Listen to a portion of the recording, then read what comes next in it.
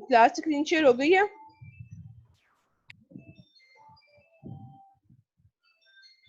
Call आ रही है। Class screen share हो गई है? Yes ma'am.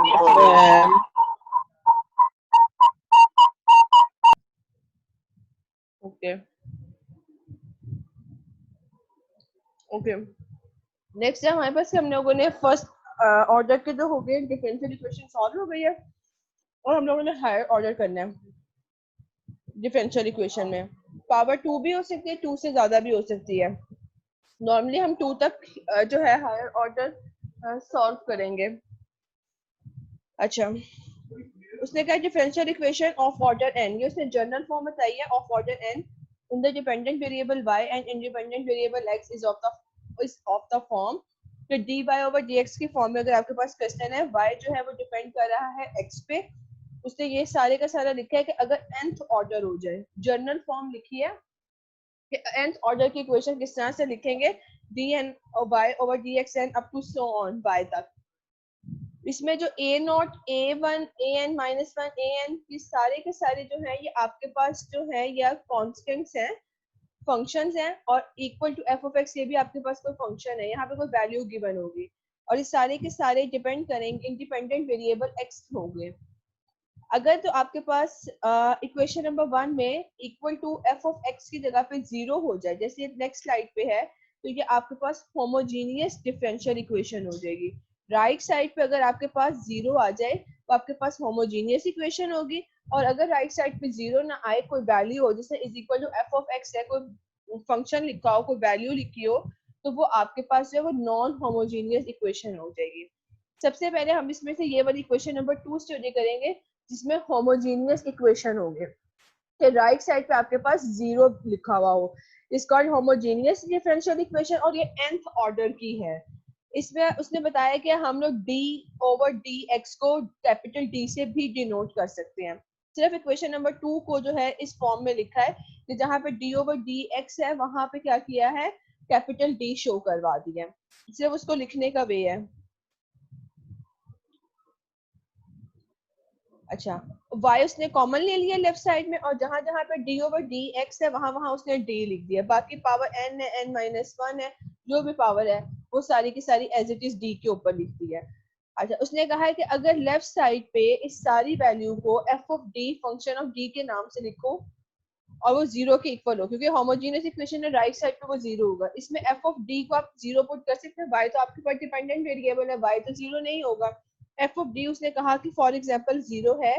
इस अब आपके पास 3 डिफरेंट केस आ जाएंगे, जिस तरह अगर आप लोग सेकंड ऑर्डर इक्वेशन को सॉल्व करते थे, क्वाड्रेटिक इक्वेशन को सॉल्व करते थे, इसमें आपके पास 3 तरह की फॉर्म्स आ जाती थी, या आपके रूट्स होते थे वो रियल और डिस्टिंक्ट होते थे, या रिपीटेड होते थे, या आपके पास कौन से होते थे, इमेजिनरी होते थे।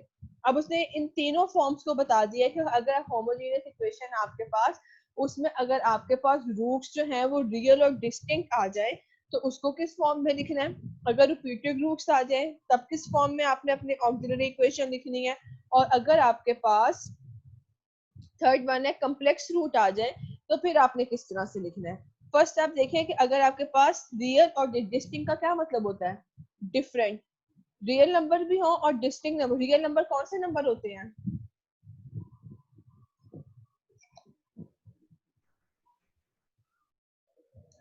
क्लास रियल नंबर कौन से नंबर होते हैं?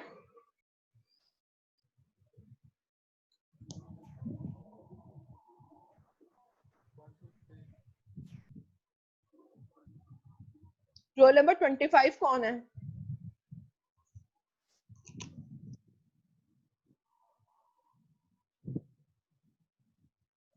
रोल नंबर 25 आपसे पूछ रही हूँ रियल नंबर कौन से नंबर होते हैं, मोहम्मद जलीस जफर से। Yes ma'am. कौन से होते हैं रियल नंबर? मैम सारे ही रियल होते हैं, 1 2 3 4। तो -1 रियल नंबर है कि नहीं? -1 no ma'am. Okay, very good. Abdul Sattar कौन है? अब्दुल सत्तार, रियल नंबर्स कौन से होते हैं?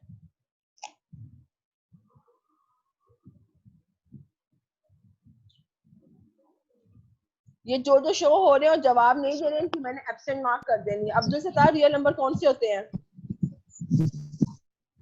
मैम रियल नंबर्स तो ये 1 2 3 और माइनस प्लस में सारे रियल नंबर होते हैं। कहाँ से कहाँ तक रियल नंबर होते हैं? -1 रियल नंबर है क्या ma'am negative infinity up to positive infinity तमाम नंबर्स रियल नंबर्स होते हैं। मैं जिससे पूछू से वो जवाब दे। अब्दुल सत्तार से पूछा मैंने अभी, -1 रियल नंबर जी है या मैम नहीं? मैंने भी यही कहा कि जो माइनस में भी जो प्लस में भी होते हैं वो सारे रियल नंबर होते हैं। ठीक है, तो रोल नंबर 25 आप गलत थे। -इंफिनिटी से लेकर मैम पॉजिटिव इन्फिनिटी से इन्फिनिटी। हाँ जी, -इंफिनिटी हाँ से जी लेके पॉजिटिव इंफिनिटी तक तमाम के तमाम नंबर्स जो होते हैं वो रियल नंबर्स होते हैं।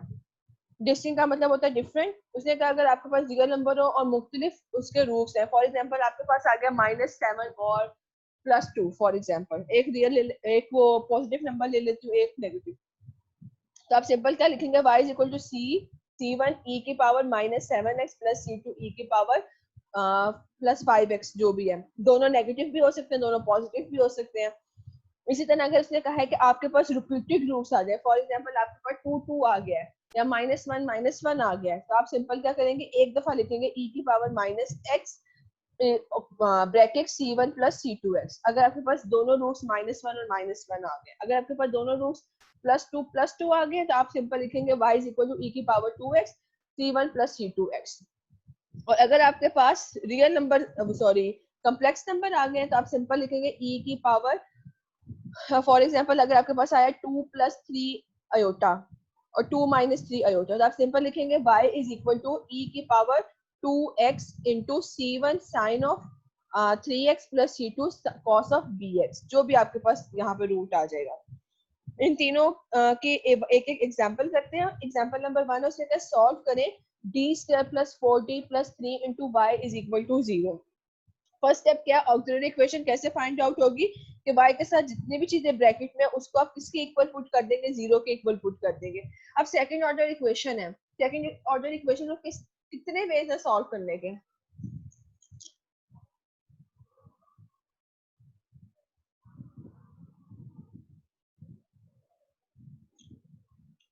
बताएं। अबू हुरैरा कौन है, वो जवाब दे। सेकंड ऑर्डर को कितने तरीकों से सॉल्व कर सकते हैं?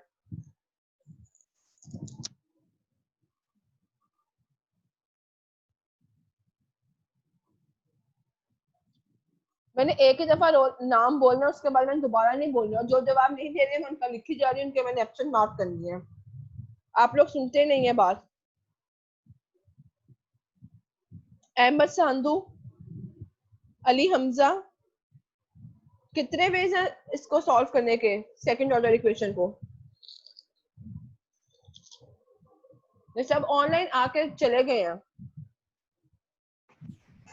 मैम 3 होते हैं, कंप्लीट स्क्वायरिंग मेथड, फार्मूला होता है और वो फैक्टराइजेशन। सबसे पहले अपना रोल नंबर बताओ या नाम।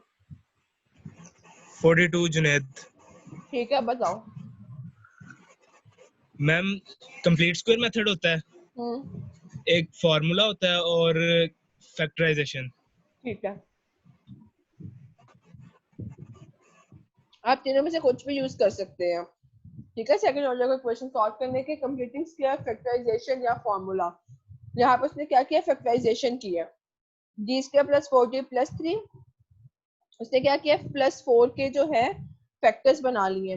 3 में +1 करें तो +4d हो जाता है, 3 को 1 से मल्टीप्लाई करें तो 3 हो जाता है। फर्स्ट टू में से d कॉमन आया, d + 3, लास्ट टू टर्म्स में से 1 कॉमन आया, d + 3। इस दोनों में क्या कॉमन है, d + 3 कॉमन है और d + 1 = 0। अब आपके पास दो रूट्स आ गए, एक d = -3 और एक d = -1। अब मुझे बताएं इसमें कौन सा केस अप्लाई हो रहा है, फर्स्ट, सेकंड या थर्ड? ये आपके पास दो रूट्स आ गए हैं, -3 एंड -1। दोनों जो है एक दूसरे से डिफरेंट है। -3 क्या इक्वल होता है -1 के? दोनों डिफरेंट वैल्यूज है ना, एक -3 एक -1, दोनों डिफरेंट वैल्यूज है और दोनों नंबर जो है वो रियल नंबर है, इसलिए केस नंबर 1 है। इसको कैसे लिखेंगे, y = c1 e की power -x plus c2 e की पावर -2x। क्लियर है? Example number 1। Yes ma'am. इसके बाद है एग्जाम्पल नंबर 2, इसमें उसने कहा D cube minus 3d plus 2 into Y is equal to 0। अगर पावर आपके पास 2 से ग्रेटर हो जाए फिर उसके रूट्स कैसे फाइंड आउट करते हैं?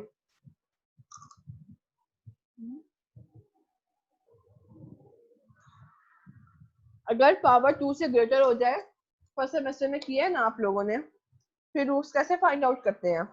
सेकंड ऑर्डर इक्वेशन तो 3 वेज बता दिए कि फॉर्मूले से हो सकता है, फैक्टराइजेशन से हो सकता है, कंप्लीटिंग स्क्वायर से हो सकता है। अगर आपके पास पावर 2 से ग्रेटर हो जाए, पावर 3 हो जाए, 4 हो जाए, 5 हो जाए, देन आप लोग यूज करते हैं सिंथेटिक डिवीजन। ये जो मैंने यहाँ पे यूज की हुई है इसको मैं लिख देती हूँ कि बाय यूजिंग सिंथेटिक डिवीजन हम लोग पावर 3 को सॉल्व करेंगे।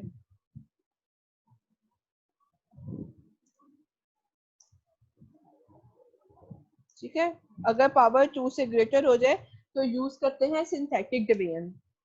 उसमें क्या होता है कि जो आपके पास सारी की सारी इक्वेशन होती है उसको सबसे पहले आप लोग हाईएस्ट से लोवेस्ट ऑर्डर में लेके आते हैं। सबसे पहले आपके यहाँ पे हाईएस्ट पावर क्या है 3, उसके बाद आपके पास पावर क्या आनी चाहिए थी 2 आनी चाहिए थी। 2 यहाँ पे नहीं है तो इसमें मैं यहाँ पे इस तरह से कर सकती हूँ खुद से, यहाँ पे लिख दूं कि प्लस 0d और इसके ऊपर लिख दूं स्क्वायर 0d स्क्वायर। कोई फर्क तो नहीं पड़ेगा, साथ मैंने 0 लिख दिया है ना। माइनस 3d, d के ऊपर पावर 1 है, प्लस 2d की पावर 0। किसी भी चीज की पावर 0 तो वो क्या हो जाता है 1। अब देखें इस सारे की सारी पावर जो है बैलेंस हो गई है, 3 2 1 एंड 0। d की पावर 0 की तो वो 1 हो गया। सबसे पहले आपने पावर्स जो है वो अरेंज करनी है एक ऑर्डर में आ जाए। अगर 3 तक पावर है तो इसको लास्ट तक 0 तक आना चाहिए, 3 2 1 0। अगर पावर हाईएस्ट आपके पास 4 है तो आपने उसको बैलेंस करना है 4 3 2 1 0। जोन सी पावर उस पर मिसिंग होगी आप उसको लिख के साथ 0 लिख देंगे। ठीक है, अब मैंने क्या किया, इसका कोफिशिएंट डी क्यूब का कोफिशिएंट क्या था 1, मैंने इसका कोफिशिएंट 1 लिखा, डी स्क्वायर का कोफिशिएंट 0, डी का कोफिशिएंट डी की पावर 1 का कोफिशिएंट -3 और डी की पावर 0 का कोफिशिएंट 2। अब यहाँ पे आपने ये खुद देखना है कि आपके पास 1 से आपने स्टार्ट करना है, लास्ट टर्म 2 आ रही है, मुझे पता है इसकी स्मॉलेस्ट से स्मॉलेस्ट नंबर से पे डिवीजन हो जाएगी। आपने स्टार्ट करना है सबसे पहले 1 से, 1 चेक करना है, -1 चेक करना है, या आपने थोड़ा सा होता है इसको सिंथेटिक डिवीजन होती है, आपने खुद गेस करना होता है। मैंने इसे 1 से गेस किया, फॉर एग्जांपल मैंने यहाँ 1 लिखा, first value as it is आ जाती है। ठीक है, फर्स्ट वैल्यू, सेकंड वैल्यू जो होती है उसको आपने से मल्टीप्लाई करना, 1 को 1 से मल्टीप्लाई किया, मेरे पास ये 1 आ गया, 1 में 0 ऐड किया, अगेन 1, फिर इस 1 को इस 1 से मल्टीप्लाई किया, 1 आया, -3 + 1 आंसर इज -2। ये -2 इस 1 से अगेन मल्टीप्लाई होगा, मेरे पास क्या हो जाएगा -2, +2 और -2 दोनों कैंसिल आउट हो गए, आंसर 0 हो गया। एक फैक्टर आ गया कि ये 1 है क्योंकि रिमाइंडर यहाँ पे 0 आ गया मेरे पास। अब ये एक पावर क्या होगी, डिक्रीज हो जाएगी क्योंकि लास्ट में क्या आ गया, ये 0 आ गया, उसने एक पावर रिड्यूस कर देगा। यहाँ पावर हाईएस्ट 3 थी, अब मैं इसको कैसे लिखूंगी, d square plus d -2 is equal to 0। अब पावर मेरी रिड्यूस हो गई, किसमें चली गई, सेकंड ऑर्डर में कन्वर्ट हो गई है। सेकंड ऑर्डर है, इस पे आप अगेन से बेशक फैक्टर बना लें या फॉर्मूला अप्लाई कर लें, d square plus d -2 is equal to 0। इसके फैक्टर्स बनाए हैं, d square plus 2d minus d -2 is equal to 0। 2 में -1 करेंगे तो मेरे पास +1 आ जाएगा, 2 को -2 से मल्टीप्लाई करेंगे तो आंसर इज -2। फर्स्ट 2 में से कॉमन लिया, लास्ट 2 में से कॉमन लिया, मेरे पास दो फैक्टर्स आ गए, एक आ गया d इज इक्वल टू 1 और एक आ गया d इज इक्वल टू -2। आप देखें यहाँ पे आपके पास ये भी एक फैक्टर था, ये वाला, इसका मतलब है मेरे पास कितने आ गए factors total, d is equal to 1, 1 और d इज इक्वल टू -2। एक मेरे पास यहाँ से आया 1, एक 2 यहाँ से आया और एक 1 मेरे पास ये वाला 1 है। अब ये दो जो है ये तो रिपीट हो रहे हैं 1 और 1, और ये जो -2 है ये डिफरेंट है। इसको मैं इकट्ठा करके लिख सकती हूँ, y is equal to c1 plus 1 1 repeat हो रहे हैं इसलिए सेकंड वाले कांस्टेंट के साथ मैंने x मल्टीप्लाई कर दिया, c1 plus x c2 e की पावर 1x, क्योंकि 1 वाला रूट मेरा क्या था, रिपीट हो रहा था, और सेकंड वाला मेरा रूट क्या था, -2, यहाँ पे -2 आना था, सॉरी, ये क्या आ जाएगा प्लस C3 e की पावर -2x। ये ओके है कि मैंने कैसे लिखा, फर्स्ट टू रूट्स रिपीट हो रहे थे इसलिए मैंने e की पावर 1x को ब्रैकेट में लिख दिया C1 प्लस xC2। दो कांस्टेंट यूज हो गए, तीसरा कांस्टेंट के लिए मैंने C3 यूज किया, उसका रूट -2 था इसलिए मैंने e की पावर -2x लिख दिया। यहाँ तक किसी को कोई क्वेश्चन है तो पूछ ले।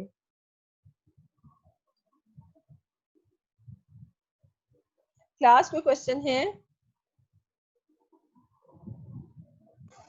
आप नो लोग मैम, क्लियर है। आप लोग नहीं पूछ रहे, इसके बाद मैंने जो है असाइनमेंट अपलोड कर देनी है, वो आप लोगों ने सॉल्व करनी है, इसलिए ध्यान से सुने। अब आपके मैंने असाइनमेंट अपलोड करनी है, उसके बाद मैंने एक क्विज रखना है, इसलिए ध्यान से सुने इस लेक्चर को। नेक्स्ट है आपके पास सॉल्व करें d² + 4y = 0। y के साथ जितनी भी टर्म है उसको आप सबसे पहले 0 के इक्वल पुट करेंगे, देन +4 लेफ्ट राइट साइड पे मूव हुआ, d² = -4, बोथ साइड्स पे अंडर रूट लिया, ये आ जाएगा आपके पास d, और -4 का अंडर रूट क्या हो जाएगा +-2 अयोटा, क्योंकि अंडर रूट में क्या आ जाएगा -4, 4 का अंडर रूट 2 आ जाएगा, और -2 के अंडर रूट में आए तो वहां पे क्या आ जाएगा अयोटा आ जाएगा। अब ये 2 अयोटा है, इसमें इस केस का कॉम्प्लेक्स पार्ट है, रियल पार्ट ही गिवन, तो उसको मैं ऐसे लिख सकती हूँ d = 0 +-2 अयोटा, लिख सकती हूँ ना, इसका रियल पार्ट 0 है और कॉम्प्लेक्स पार्ट जो है वो मेरे पास 2 अयोटा है। अगर मेरे पास कॉम्प्लेक्स रूट्स आ गए तो उसको मैंने कैसे लिखना है, y = e की पावर ax, a मेरे पास क्या है रियल पार्ट है, रियल पार्ट मेरे पास क्या है 0, मैंने सिंपल लिख दिया e की power 0x into C1 cos complex part 2, iota नहीं साथ लिखना है, सिर्फ उसका कोफिशिएंट लिखना है, 2x + C2 sin 2x, complex part था इसलिए वो cos और sin में लिखा जाएगा, जो रियल पार्ट है उसको e की पावर में लिखना है। देन एग्जांपल नंबर 4 है, उसने कहा है कि सॉल्व करें ये सारी value where y of 2 = 2 and y prime of 2 = 0। ये इसने दो आपको कंडीशंस गिवन दे दिए, कॉन्स्ट्रेंट्स गिवन दे दिए, उसने कहा पहले ये इक्वेशन सॉल्व करें, देन इस इक्वेशन में ये दोनों के दोनों कंडीशंस पुट करें। सबसे पहले इक्वेशन सॉल्व करेंगे तो y के साथ जितनी भी वैल्यूज को 0 के इक्वल पुट करेंगे, d² + d - 12 = 0। इसके देन फैक्टर्स बना लिए, फैक्टर्स बनाए, फैक्टर्स इसके क्या बनेंगे -3 और +4, -3 में +4 करें तो +1 आंसर आता है, जो ये वाला फैक्टर बन गया। -3 को +4 से मल्टीप्लाई करें तो आंसर आपके पास -12 आता है। इट मींस के फैक्टर्स ठीक है। कॉमन लिया, मेरे पास दो फैक्टर्स आ गए, एक फैक्टर मेरे पास 3 आ गया, एक फैक्टर मेरे पास -4 आ गया, ये केस 1 बन गया मेरे पास, जिसमें मेरे पास दोनों के दोनों फैक्टर्स जो है वो रियल नंबर हैं और दोनों के दोनों एक दूसरे से डिफरेंट है, डिस्टिंक्ट है, 3 is not equal to -4। इसका सोल्यूशन क्या बन जाएगा, y = C1 e की पावर 3x + C2 e की पावर -4x। यहाँ तक ओके है। फैक्टराइजेशन की है, जो मेरे पास रूट्स आए हैं मैंने देखा कि इसमें केस 1 वाला यूज हो रहा है, केस 2 वाला हो रहा है, 3 वाला, केस 1 यूज हो रहा था, उस फॉर्म से मैंने इसके सोल्यूशन लिख दिया है। ओके है क्लास? मैंने इसकी यस मैम, क्लियर है। मैंने रिकॉर्डिंग सेंड नहीं करनी है क्योंकि आप लोग नहीं सुन रहे। नेक्स्ट इस पे कंडीशन अप्लाई होगी। सबसे पहले इसमें ये वाली कंडीशन अप्लाई होगी क्योंकि y is a function of x। यहाँ पे क्या लिखा हुआ है, y of 2 = 2। इट मींस कि x की वैल्यू भी 2 है और y की वैल्यू भी क्या है, 2 है। इसको इक्वेशन नंबर 1 में पुट कर दूंगी, ये x = y = 2, सारी वैल्यूज पुट की, ये आ गया। अब यहाँ पर उसने ये क्या K1 को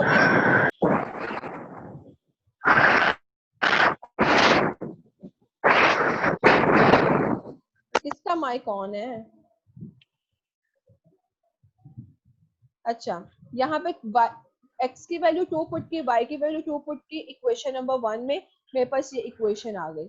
उसने क्या किया कि इसमें C1 और e की पावर 6 को K1 सपोज कर लिया और C2 और e की पावर -8 को K2 सपोज कर लिया। ठीक हो गया। ऊपर वैल्यू पुट की, आपके पास इक्वेशन नंबर 2 से ड्राइव कर ली कि मैंने इस इतनी वैल्यूज को ये चीजें कही हैं। नेक्स्ट है उस नेक्स्ट कंडीशन आपके पास क्या है, y प्राइम की। इट मींस कि आपने इक्वेशन नंबर 1 का क्या लेना है, डेरिवेटिव। डेरिवेटिव लेंगे तो y प्राइम बनेगा ना, इसका डेरिवेटिव ले लिया उसने इक्वेशन नंबर 1 का। अच्छा, c1 तो कांस्टेंट है, एज इट इज आ जाएगा। e की पावर 3x का डेरिवेटिव क्या होगा, exponential function as it is, और जो पावर में आपके पास कोफिशिएंट है वो साथ मल्टीप्लाई हो जाएगा। तो मेरे पास क्या बन जाएगा, y prime is equal to c1 e की पावर 3x, और 3 मेरे पास पावर में थी वो साथ मल्टीप्लाई हो जाएगा। इसी तरह जो है मेरे पास c2 एज इट इज आ जाएगा, exponential function as it is, और -4 साथ क्या हो जाएगा, मल्टीप्लाई हो जाएगा। ये मेरे पास डिफरेंशिएट आ गया। मैंने क्यों डेरिवेटिव लिया, क्योंकि मेरे पास यहाँ सेकंड कंडीशन में उसने कहा था कि y prime 2 is equal to 0 आपने पुट करना है, इसलिए मैंने इस इक्वेशन नंबर 1 का डेरिवेटिव लिया है। डेरिवेटिव ले लिया। अब उसने यहाँ पे कंडीशन दी है कि y of x is equal to 0। x की वैल्यू क्या हो गई 2 और y प्राइम की वैल्यू क्या हो गई 0। इसको इक्वेशन नंबर इसमें पुट कर देना है जिसका आपने डेरिवेटिव लिया। x की जगह पे 2 पुट किया, y प्राइम की जगह पे 0 पुट किया। इक्वेशन में अगेन मैंने क्या किया, c1 e की पावर ex को अगेन k1 पुट कर दिया, और c2 e की पावर -8 को k2 पुट कर दिया, जो यहाँ पे सपोज किया हुआ है। ये ठीक हो गया। अब ये मेरे पास इक्वेशन नंबर 2 हो गई, ये मेरे पास इक्वेशन नंबर 3 हो गई। सेम वैल्यूज हो गई। अब आप चाहें तो k1 के कोफिशिएंट्स को सेम कर दें, चाहे तो k2 के कोफिशिएंट्स को सेम कर दें, और या आप एक की वैल्यू को दूसरी में पुट कर दें। मैंने क्या किया, इक्वेशन नंबर 2 को 4 से मल्टीप्लाई कर दिया और उसको इक्वेशन नंबर 3 में ऐड कर दिया। इक्वेशन नंबर 2 को 4 से मल्टीप्लाई इसलिए किया क्योंकि मैं k2 के कोफिशिएंट्स को सेम कर रही हूँ। आप चाहें तो k1 के कोफिशिएंट्स को सेम कर सकते हैं। आप इक्वेशन नंबर 2 को जो है 3 से मल्टीप्लाई करेंगे तो k1 के कोफिशिएंट सेम हो जाएंगे। मैंने k2 को कोफिशिएंट सेम किए, मैंने k2 को 4 सॉरी इक्वेशन नंबर 2 को 4 से मल्टीप्लाई कर दिया। 4 से मल्टीप्लाई किए, ये वैल्यू आई, k2 से कैंसिल हो जाएगा, मेरे पास सिंपल k1 की वैल्यू रह जाएगी। k1 की वैल्यू मैं इक्वेशन नंबर 3 में पुट यहाँ पे करूंगी, k1 की वैल्यू पुट करूंगी, मेरे पास k2 की वैल्यू आ जाएगी। फिर जहां पे आपने k1 और k2 सपोज किया हुआ है, इन दोनों में अपनी k1 और k2 की वैल्यू पुट करेंगे तो आपके पास c1 और c2 की वैल्यू आ जाएगी। इसको इक्वेशन नंबर 1 में पुट करेंगे तो आपके पास सारे के सारे अननोन्स फाइंड आउट हो जाएंगे। c1 भी फाइंड आउट हो जाएगा, c2 भी फाइंड आउट हो जाएगा। लास्ट में आपके पास 12 क्वेश्चन है, इसमें तीनों के तीनों केस अप्लाई हो रहे हैं, ये आपने सॉल्व करना है, ये आपका टास्क है। कोई क्वेश्चन है तो पूछ लें।